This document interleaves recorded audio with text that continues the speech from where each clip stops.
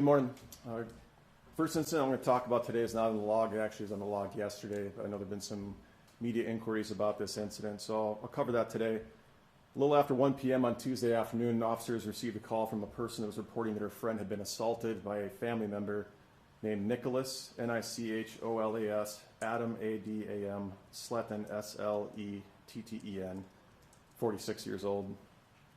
Officers responded to the friend's house where they spoke with the victim on scene. She reported that Sletten had been staying with her at her residence for several weeks in the southeast part of town. Earlier that morning, the victim was in the closet at her house and was preparing to do laundry when she turned around and saw that Sletten was pointing a black handgun at her.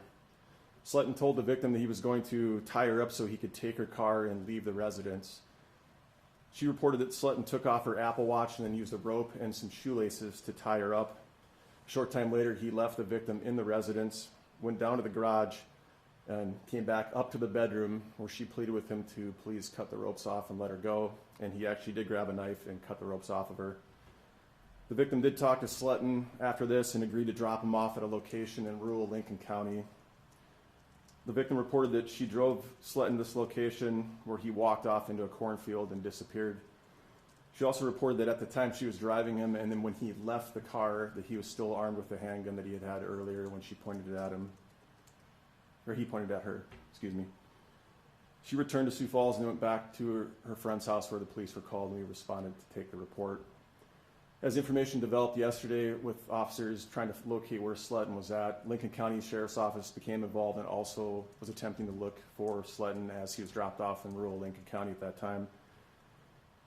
Eventually, there was information received that he was inside a residence in rural Lincoln County. Lincoln County was checking for him and said that he was still possibly armed and there was a potential of more weapons in the residence that he was at. This residence was actually somebody that he knew as well. It wasn't an unknown person that he was at this residence with. Due to the information that he was still armed and the potential of having more weapons inside the residence, Sioux Falls Police Department's emergency response team did respond to assist with the investigation. After about an hour, Sletten exited the residence and was arrested without incident. He was taken to jail for the charges of aggravated kidnapping with a $500,000 cash-only bond, along with aggravated assault and burglary charges. Let us stress this was a great collaborative effort between multiple agencies, with Lincoln County Sheriff's Office getting involved to find out where the suspect was at. South Dakota Highway Patrol also assisted in this. And then our emergency response team also responding to get him arrested without incident. Any questions on that today, Dan? So when the alleged victim brought Sletten down to rural Lincoln County, he was armed. Was he pointing the gun at her at the time? No. Okay. Nope. He was only just armed. Yes. Yep. Okay. He had it, I believe, in a sweatshirt that he was wearing. Yep. It appears that mental health troubles are a considerable component of this story.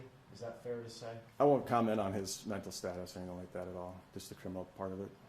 Can we go way back to the beginning? What was his reasoning for coming into the victim's home and pointing a gun at her in the first place? He'd been staying there. Okay. Yeah, he was staying there for several weeks with the victim. So it was kind of a domestic dispute to begin with?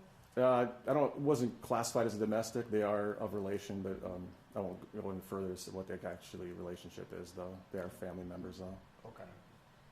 Anything else we can know about the victim? No reported injuries, as far as I see right now. So. And so for a timeline, this happened on Tuesday. The initial phone call was on Tuesday, and then the time that overlapped from when he untied her on Tuesday, cut off the ropes on Tuesday, and then on Wednesday she drove him to Lincoln County? So we received the initial call from the victim's friend a little after 1 o'clock on Tuesday the 28th. And then it was Wednesday afternoon? Yeah, the investigation began that afternoon, carried into Wednesday with the detectives following up on potential leads as to where he could be at. So he was taken into custody yesterday afternoon? Yesterday afternoon, yeah. Okay. And the victim was bound only for a relatively short amount of time? Yes, yep. Do we know what happened in that 24 hours, if the victim was in danger or the victim's friend was in danger? Did he stay one more night at that house after untying her? So to clarify here, so the house that he tied the victim up, She drove him to the place in Lincoln County where he went out into a cornfield. So how So- would you say the victim was held against her will? Oh, okay. See if I can find out the report here.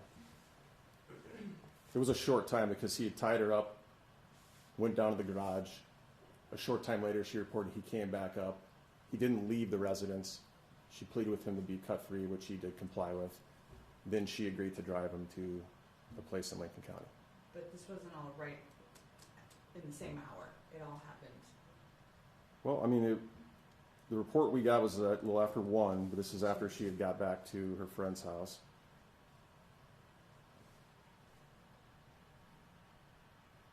So it doesn't have the specific times as to when the incident took place. It looks So like, she would have driven him to Lincoln County Tuesday afternoon. yes. And then it wasn't until yesterday afternoon that sheriff's office was kind of brought in to find him in his house. Yeah, we're following up on Lisa where he could be after she reported it Tuesday afternoon, Do we through the know day anything- on Wednesday until we located him Wednesday afternoon. Do we know anything about the residence in Lincoln County that he was staying in, hiding in? I don't know. If there's any relation? The people that lived in that residence did know him, yes. Okay. It appeared that a mental health unit was on scene yesterday. I'm not aware of that, I guess there was. Okay. Just how common or how rare is such a scenario that we saw unfold Tuesday and yesterday? It's not common.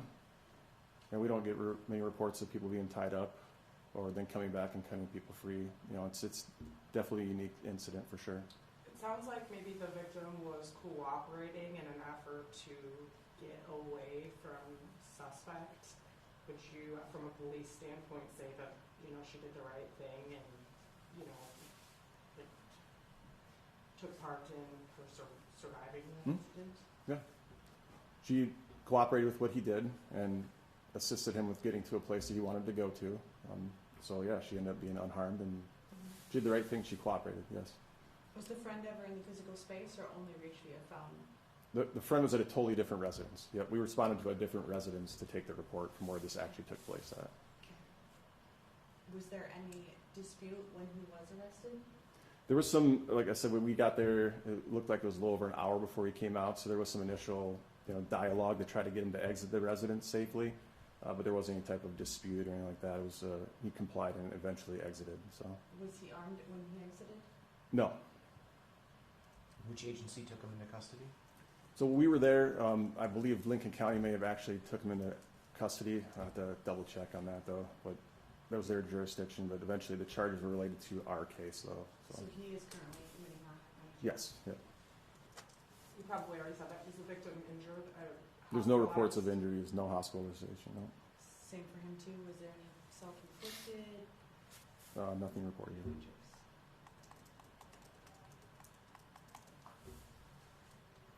Anything else on that? Any past disputes?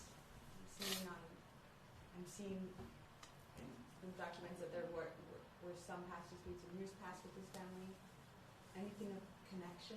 Not that I'm aware of, no. I'm not gonna dig into all his case history for this though at this point, so just more focusing on the incident from last night and Tuesday. This is just something I heard, but I heard maybe during the negotiating process that he was putting messages up in the window. Do you know anything about that? I know do, it's but I'm not, in- part of the investigation, I won't talk about what the messages were though. I'll just leave that as part of the investigation at this point, so.